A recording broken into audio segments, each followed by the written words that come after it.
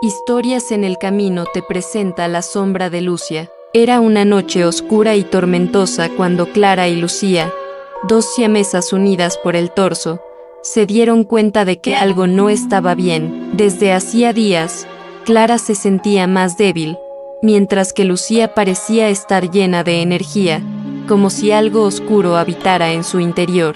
La conexión que compartían las había mantenido unidas durante años, pero ahora esa misma conexión se convertía en una trampa mortal. Clara comenzó a tener pesadillas recurrentes. En ellas, veía a Lucía transformándose en una sombra oscura, sus ojos brillando con un fuego sobrenatural. Cada vez que despertaba, sentía que una parte de su alma se desvanecía. Un día, mientras compartían su desayuno, Clara notó que Lucía la miraba de manera extraña, como si estuviera considerando algo siniestro. La situación se volvió más alarmante cuando Clara empezó a experimentar dolor en su lado del cuerpo. A medida que los días pasaban, el dolor se intensificaba y Lucía parecía alimentarse de su sufrimiento. Las risas de Lucía se convirtieron en ecos inquietantes, resonando en la mente de Clara, quien sentía que su hermana la estaba atormentando deliberadamente. Desesperada,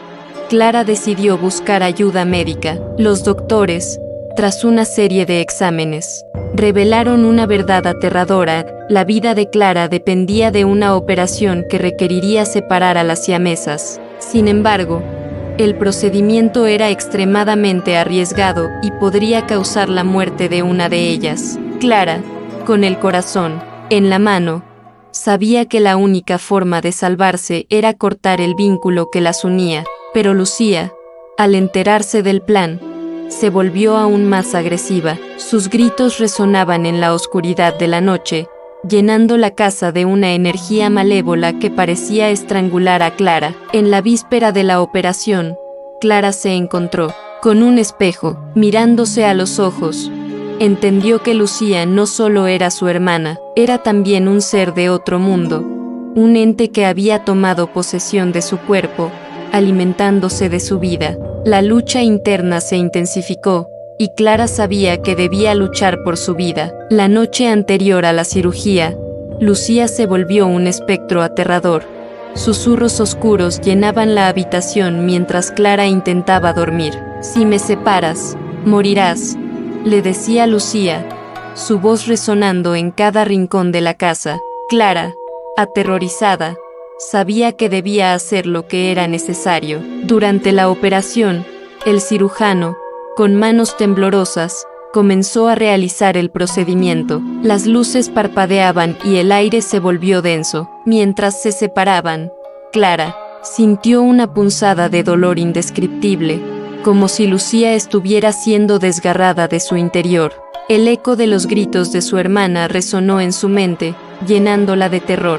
Cuando finalmente se completó la cirugía, Clara despertó en una habitación blanca, rodeada de médicos. Sin embargo, la sensación de alivio fue efímera. Aunque Lucía había sido separada, su presencia seguía acechando en las sombras. Clara podía sentirla, un eco lejano de risas en su mente, como si su hermana nunca la hubiera dejado realmente. A medida que los días pasaron, Clara comenzó a experimentar fenómenos extraños. Objetos se movían solos, luces parpadeaban y sombras danzaban en las esquinas de su habitación. Lucía estaba muerta, pero su espíritu parecía estar decidido a atormentar a Clara, su venganza por haberla traicionado. Una noche, mientras Clara luchaba por dormir, sintió una ráfaga de aire frío que la atravesó. En ese instante, la figura de Lucía apareció ante ella,